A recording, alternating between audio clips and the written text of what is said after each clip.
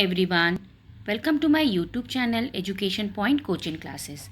We will discuss today worksheet 89, subject Science, class 9, and revision for the topic is tissues. आपको पता है revisions चल रहे हैं तो हम टिश्यूज़ के बारे में पढ़ेंगे. पहला इसमें मेंशन है what is tissues, group of cells, group of similarly structures and perform one function. कई सेल को मिलाकर जो ग्रुप ऑफ सेल्स होते हैं जिनको स्ट्रक्चर सेम होते हैं और वो एक फंक्शन को परफॉर्म करते हैं at a particular place of a body और an organism is called tissues. ठीक है, हमारे बॉडी के पर्टिकुलर प्लेस या ऑर्गेनिज्म पर ग्रुप ऑफ सेल्स जो पर्टिकुलर फंक्शन परफॉर्म करते हैं that is known as are tissues. आपके प्लांट टिश्यूज़ के बारे में हम डिस्कस करेंगे. यहाँ पे प्लांट टिश्यूज़ आपके फ्लो चार्ट गिवन है, कितने पार्ट में डिवाइड है.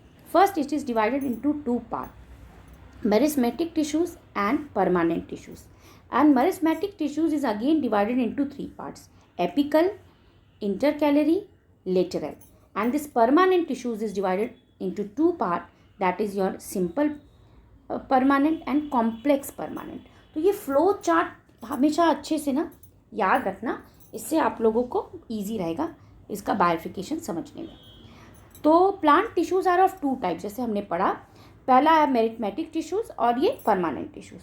तो हम पहले इनके तीनों पार्ट और मेरिस्मेटिक टिश्यूज़ के तीनों पार्ट और उनके फंक्शंस के बारे में करने जा रहे हैं.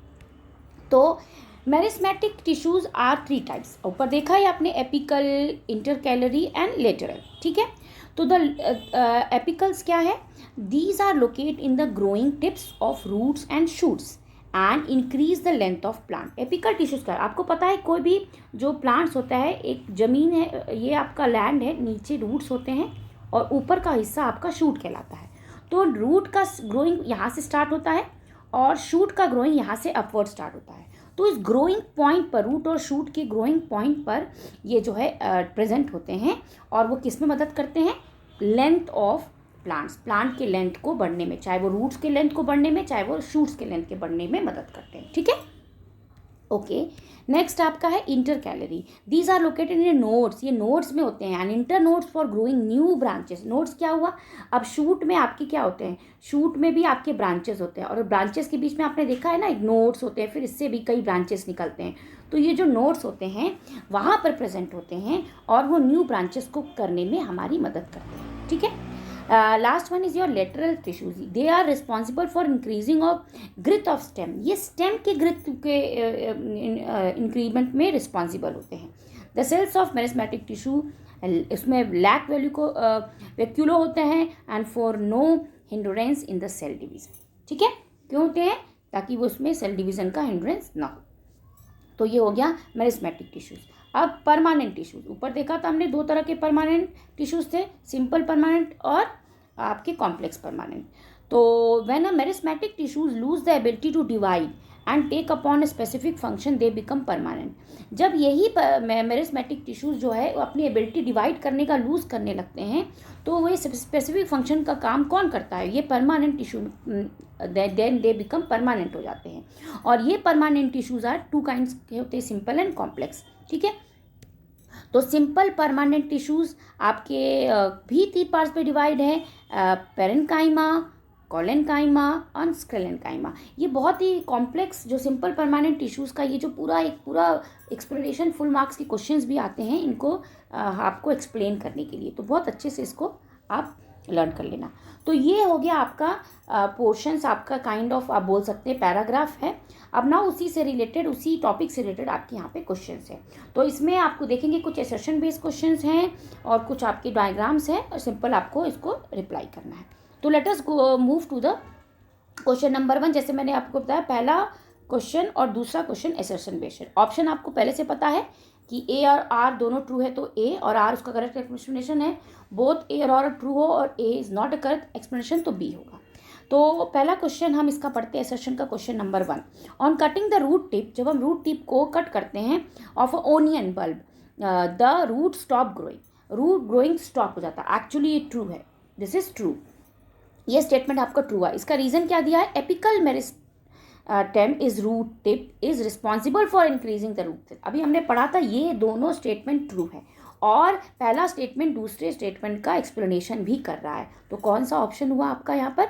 यहाँ पे आपका ऑप्शन ए हुआ कि both A and R true and R is the correct explanation of the assertion. ठीक है, तो पहले का हो गया। सेकंड क्या गिवन है? सेकंड है कि collenchyma tissues is an aquatic plant has a large space between the cell. तो ये तो गलत है कि लार्ज सेल नहीं होता, तो पहला स्टेटमेंट तो आपका असर्शन का फॉल्स हो गया। रीज़न क्या दिया है? The large air gaps among the cell provide the buoyancy. जो गैप होता है सेल के बीच में, बायोन्सी मतलब किसी को तैरने की जो प्रवृत्ति होती है ना, ऊपर उछालता है ताकि वो पानी में तैर सके, वो प्लांट के फ्लोटिंग में मदद करता है। तो ये तो ट्रू स्टेटमेंट है। तो आपका यहाँ पे देख रहे हो कि assertion is false and R is true. तो ये ऑप्शन आपकी किस में आता है? ये ऑप्शन आपके आता है डी में, A is false and R is true. तो सेकंड का क्या आंसर हो गया? सेकंड का आंसर हो गया आपका डी, क्योंकि पहला स्टेटमेंट गलत है और दूसरा ट्रू है। अब थर्ड पे आ जाते हैं। थर्ड क्वेश्चन मेंशन है कि sclerenchyma tissues are very hard and stiff. Actually है, ये स्टेटमेंट बिल्कुल ट्रू है। रीज़न क्या है? Cell walls of the sclerenchyma tissues are made of a cement like material.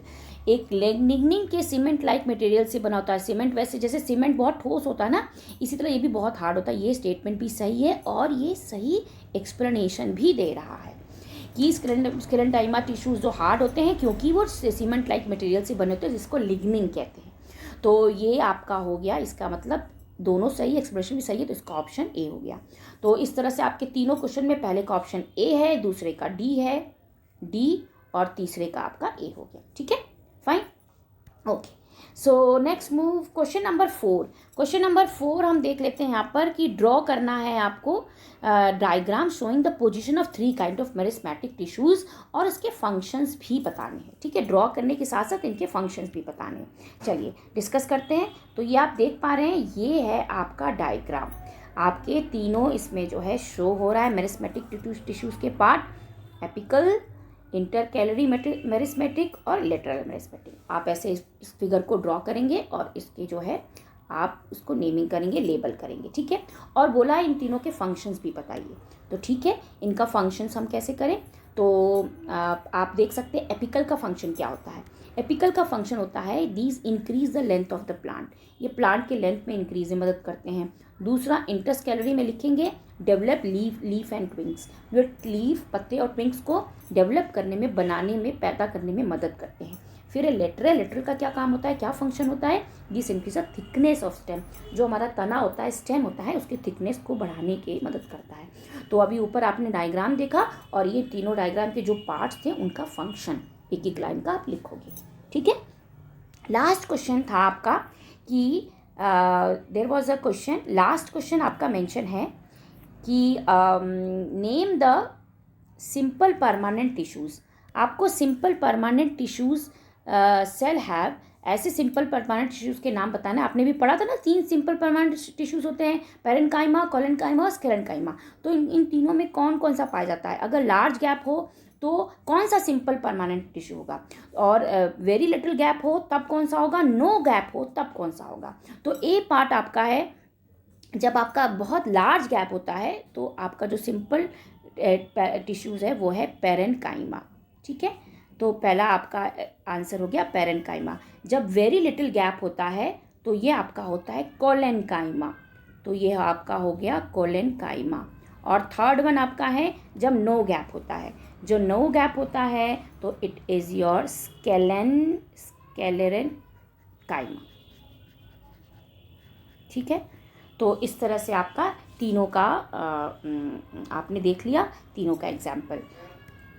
स्केलेनकाइमा, आप इसके ऊपर भी आप इसका this you can find the spelling from here, parenchyma, collenchyma and sclerenchyma. ठीक है, ये होता है आपके इन तीनों के लास्ट के तीनों के आंसर है। ठीक है, so this is all about of today's revision worksheet.